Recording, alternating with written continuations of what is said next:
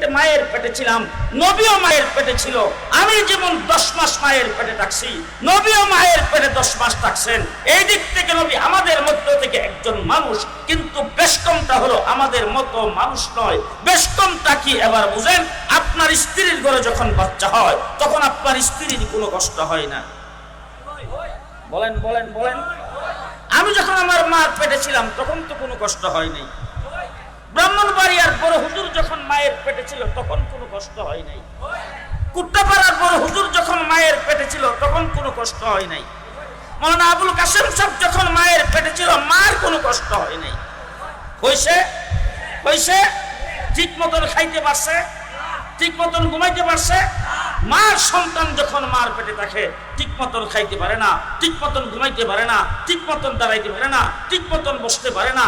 ডাক্তারের কাছে বারবার যাইতে হয়, চেক আপ করাইতে হয়, বাড়ি কোনো জিনিস আলগাইতে পারে না।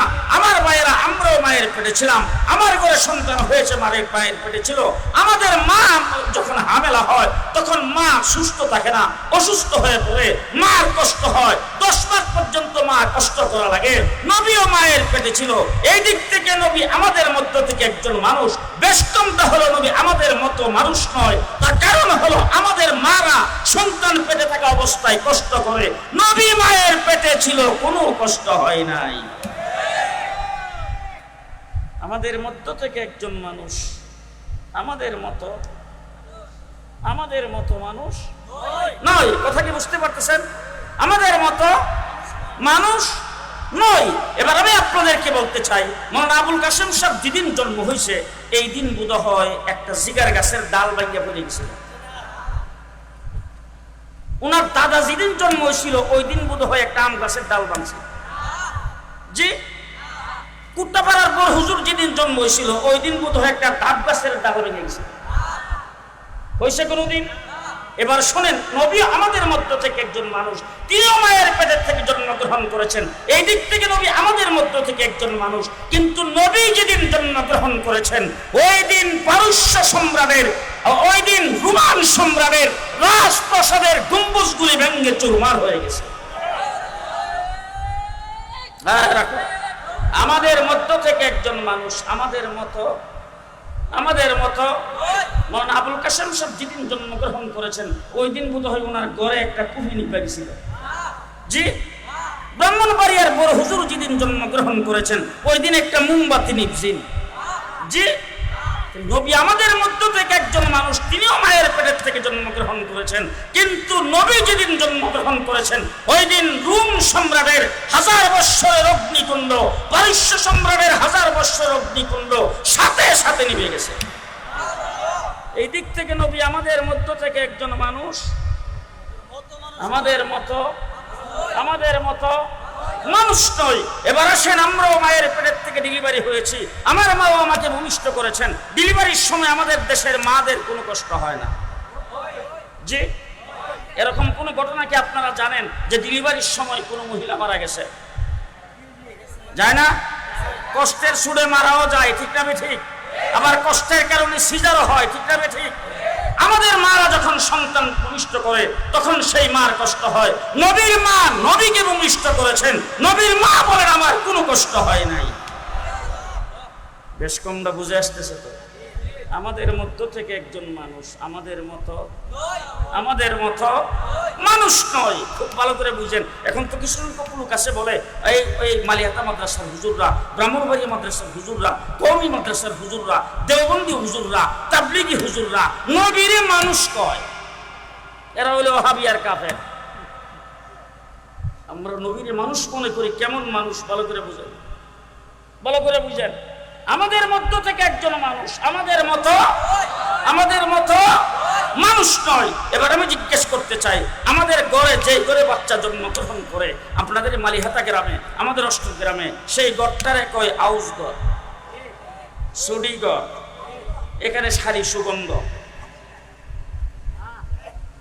না দুর্গন্ধ? ধূপ জ্বালায় কিনা, আগরবাতি জ্বালায় কিনা, স্প্রে করে কিনা? আগত কোনো মানুষ যদি আসে তাইলে যে দুর্গন্ধ না সুগন্ধ? দুর্গন্ধ। আমার নবী যে করে জন্মগ্রহণ করেছেন, নবী মায়ের পেটের থেকে বের হইতে দেরি হয়েছে, গোটা মেশকে আম্বরের সুগন্ধিতে পরিণত হইতে দেরি হয় না। আমাদের মধ্য থেকে একজন মানুষ আমাদের মতো মানুষ নয়। এবার জিজ্ঞেস করতে চাই, আপনার ঘরে যখন সন্তান হয়েছে বা আমি যখন আমার মায়ের পেটের থেকে জন্মগ্রহণ করেছি, আমাকে গোসল করাইতে হয় না তো?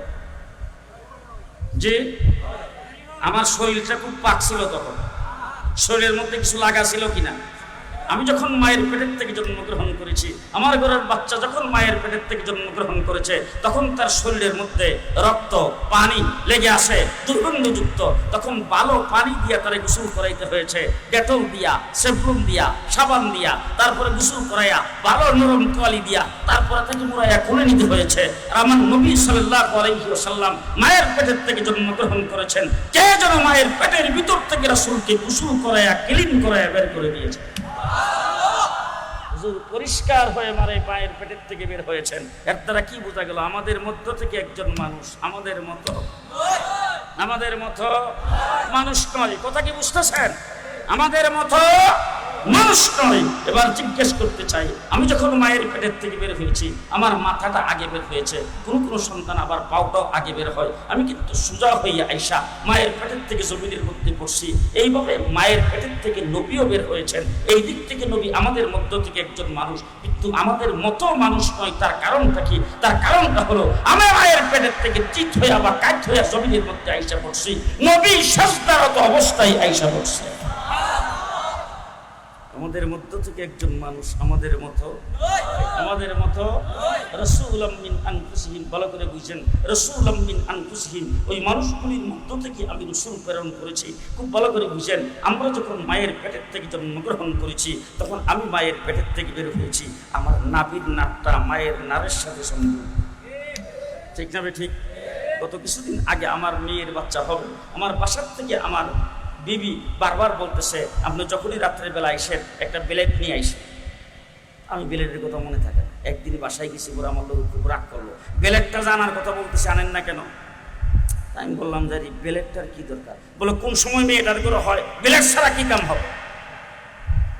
এখন আমি আপনি যে জন্মগ্রহণ করেছি, আমার নাভির নাকটা মায়ের নারের সাথে সংযোগ, এটা দুনিয়াতে বের হওয়ার পরে কাটতে হয়েছে কিনা? জোরে বলেন। নবীও মায়ের পেটের থেকে জন্মগ্রহণ করেছেন। এই দিক থেকে নবী আমাদের মধ্য থেকে একজন মানুষ, কিন্তু আমার নাভির নাকটা মায়ের নারের সাথে সংযোগ ছিল, সেটা কাটতে হয়েছে। নবী নার কে যেন মায়ের পেটের থেকে ক্লিন করে কেটে বের করে দিয়েছেন। বেশ কম আছে না নাই? আমাদের মধ্য থেকে একজন মানুষ আমাদের মতো। এবার জিজ্ঞেস করতে চাই, আপনারা যারা পুরুষ হিসাবে দুনিয়াতে জন্মগ্রহণ করেছেন, আপনাদের মুসলমানই করাই নেই তো? যে আমার তো করাইছে, আপনাদেরও করাইছে। তাইলে ছেলে সন্তান জন্মগ্রহণ করলে তাকে মুসলমানই করাইতে হয়। মুহাম্মদুর রাসূলুল্লাহ মায়ের পেটের থেকে জন্মগ্রহণ করেছেন, কে যেন মায়ের পেটের থেকে হুজুরকে ক্লিন করে মুসলমানই করায় তারপরে বের করেছেন। আমাদের মধ্য থেকে একজন মানুষ আমাদের মতো মানুষ নয়। কথা কি বুঝতেছেন? মুহাম্মদুর রাসূলুল্লাহ সাল্লাল্লাহু আলাইহি সাল্লাম জন্মগ্রহণ করেছেন, আমরাও জন্মগ্রহণ করেছি। আমার রাসূল সাল্লাল্লাহু আলাইহি ওয়াসাল্লাম মায়ের পেটে ছিল, আমরাও মায়ের পেটে ছিলাম, আমরাও জন্ম হয়েছি, রাসূলও জন্ম হয়েছে। কিন্তু আমাদের দেশের বড় বড় লিডারদের ইতিহাস যদি তালাশ করেন, বড় বড় হুজুরদের ইতিহাস যদি তালাশ করেন, তখন মায়ের পেটে থাকা অবস্থায় কোনো প্রকারের কোনো কিছু খুঁজে পাওয়া যাবে না। আমার নবী যখন মায়ের পেটে ছিল, তখন আব্দুল মুত্তালিব রাসূলের দাদা একদিন এসে বৌমাকে বলতেছেন, বৌমাকে চিনছেন তো? আল্লাহর নবীর মা তাকে এসে বলতেছেন, ও বৌমা, মানুষ তোমার সম্পর্কে একটা কথা বলতেছে, বাজারে বন্দরে বিভিন্ন জায়গায় আলোচনা পর্যালোচনা হচ্ছে, তুমি নাকি খুব দামি আতর, দামি সেন্ট, দামি সুগন্ধি ব্যবহার করা শুরু করেছো। এরকম সুগন্ধি তুমি কোথা থেকে পাইলা? আমার ছেলে তো দুনিয়াতে জীবিত নাই, তোমাকে এত দামি সুগন্ধি কোথা থেকে কে এনে দিল? বৌমা চোখের পানি ছেড়ে মা আমেনা বলছেন, ও আব্বাজান, আমি কি করব? যেদিন থেকে এই সন্তান পেটে গেছে, ওই দিন থেকে আমার শরীর থেকে মেশকে আম্বরের চাইতে বেশি সুগন্ধি বের হইতে শুরু করেছে। আমরাও মায়ের পেটে ছিলাম, নবীও মায়ের পেটে ছিল। বেশ কম ভালো করে বুঝছেন। মা আমেনা বলতেছেন, ও শ্বশুর আব্বা, আমি কি করব? আরো শোনেন, যেদিন থেকে সন্তান পেটে গেছে, ওই দিন থেকে প্রচন্ড রৌদ্রের ভিতরে যখন আমি বাইরে যাই, আসমানের মেঘ আইসা আমার মাথার উপরে ছায়া দেয়। ও শ্বশুর আব্বা, যেদিন থেকে সন্তান পেটে গেছে আমি ঘর থেকে বের হইলে আশেপাশের গাছগুলো আমার সামনে মাথার মতো করে আমাকে সালাম করতে শুরু করে। ও শ্বশুর আব্বা, আমি যখন চক্ষু বন্ধ করে ঘুমাই তখন দেখি আকাশের তারকাগুলি ঝুঁকিয়ে ঝুঁকিয়ে আমাকে সালাম করতেছে।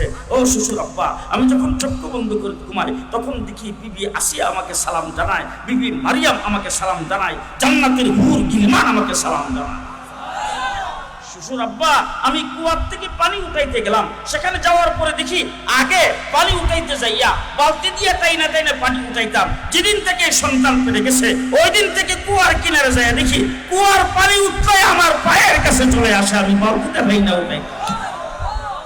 আমাদের মধ্য থেকে একজন মানুষ আমাদের মতো মানুষ নয়। আমি জিজ্ঞেস করতে চাই, মৌলানা আবুল কাসেম সাহেব তো গ্রামে না, গ্রামে এবার আসুন দেখি আমার নবী গামতো কিনা। নবীও গামতো, বুঝেন, নবীও গামতো। তো নবী সাল্লাল্লাহু আলাইহি ওয়াসাল্লাম গামেন, মৌলানা আবুল কাসেম সাহেবও গামে। আচ্ছা, আবুল কাসেম সাহেবের গামটার মধ্যে খুব সুগন্ধ।